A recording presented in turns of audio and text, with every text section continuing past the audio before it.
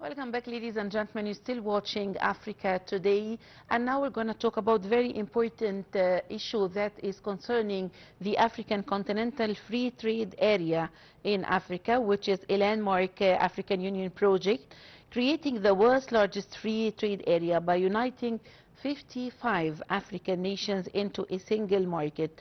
It was established in 2018, effective May 2019, and trading in 2021. It aims to accelerate intra-African trade and also eliminate tariffs and boost economic growth in the African continent. And to shed more light on this topic, we are very delighted to have with us over the phone Ambassador Ahmed Haggag.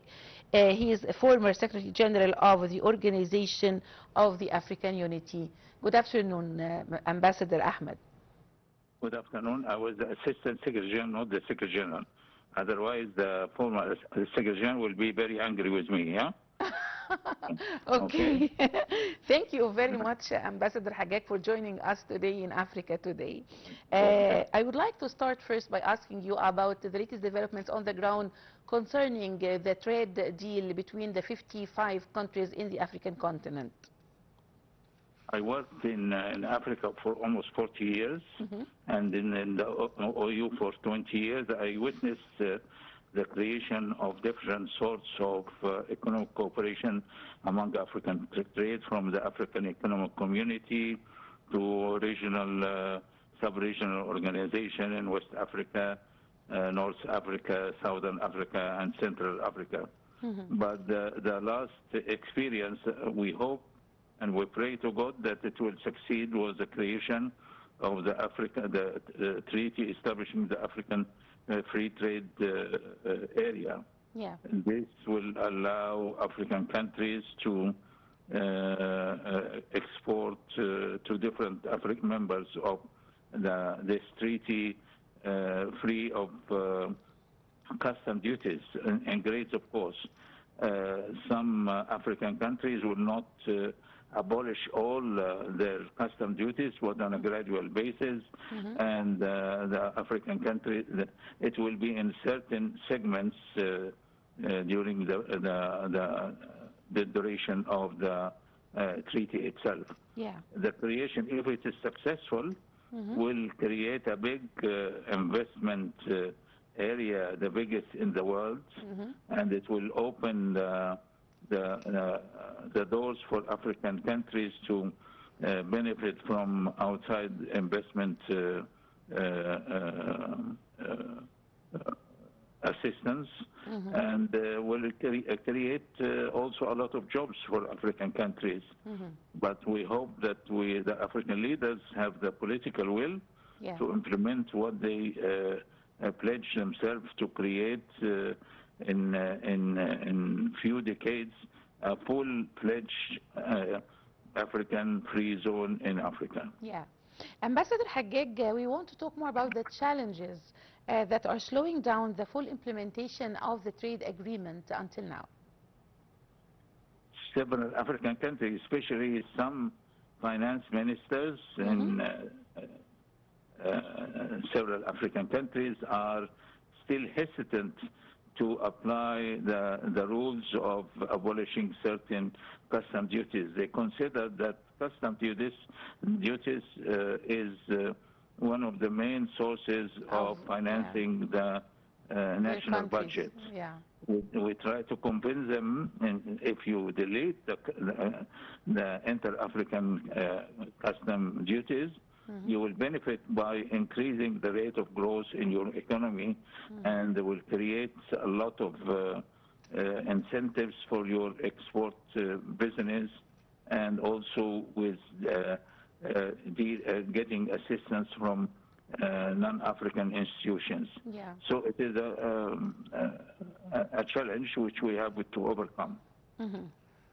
Ambassador Haggag, what are the impact of the trade deal on the job creation and youth unemployment in the African continent, if it will be deployed? The African countries who implemented the rules of the treaty establishing the African Economic Zone, like Egypt, We benefit from this. It led to a big increase in our exports to different African countries, and also the imports from different African countries for raw material necessary for our industry. Yes. So it is a two-way win-win situation, and it's created a lot of jobs in especially in Egyptian industry and services industry. We have to adapt. If we don't create this African trade road, nobody will care about Africa, and many other regions will be ahead of us, and they will benefit from international trade agreements assisting the regions which will implementing the establishing the free trade area. Yeah. And also it's very beneficial. It's now we have a continental free trade area. Yeah. But in Africa there are 5 zones. Each one has its own agreement creating African sub-regional free trade zone. This is the zones which will be the pillars for the continental free zone in the whole of Africa. Yeah. Ambassador Haggag, how can the Africa Trade Agreement help to reduce Africa's dependence on external markets like Europe and Asia so far? No, I think it will if we have stability in political stability. Unfortunately, some regions in Africa still suffering from conflicts among different political parties, militias, and so on.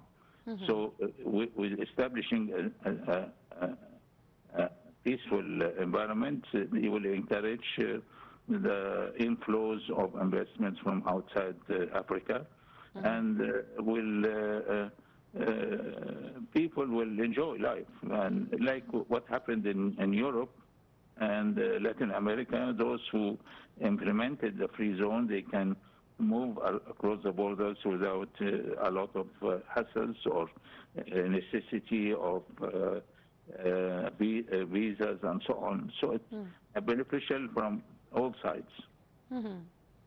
And to what extent has the agreement succeeded in creating a unified single market across the continent, Ambassador Haggag? To some extent, not totally, because some powerful non-African countries are using their influence to convince some of the African countries not to adhere totally, not to join in a joint unified African position in the WTO, World Trade Organization, or in the World Bank, or the IMF, International Monetary Fund. But I think gradually the African countries are convinced now that they have to care for their own business, economic business, and negotiate with outside world as a unified bloc. Yeah. Ambassador Haggag, looking ahead, what are the key priorities to make the agreement a long-term success story for Africa's economy? If this is the last such treaty, I have witnessed, as I mentioned before, several unsuccessful attempts to establish a free trade economic community and so on. So we have to take care. If this one fails, the African people have little faith in the validity of African economic cooperation. Yeah, talking about the SMEs, or the small and medium-sized enterprises, how are they benefiting from the new trade framework? Like in Europe you have small landlocked, like many African countries are landlocked. They don't have any access to the sea. The economy is small, and but we should benefit from the experience of other similar treaties. There could be a transit, make specialization in certain industries to make their economy attractive for imports from their industries. There are some areas, and also in the European Union, for instance, they give benefits to landlocked countries and the least developed countries among themselves, not to implement the full-fledged rule of economic of abolishing the custom duties. Gradual implementation. Yeah, yeah. And how are governments ensuring fair competition during applying this trade deal and also protecting the local industries within the free trade area, Ambassador Haggag? Yes, each country, each project, our export have to be accompanied with a certificate assuring that at least 51% of the content of this export is a home grown, not allowing non-African countries to come and establish a factory in their countries and benefit from the access to other African countries. So the certificate of the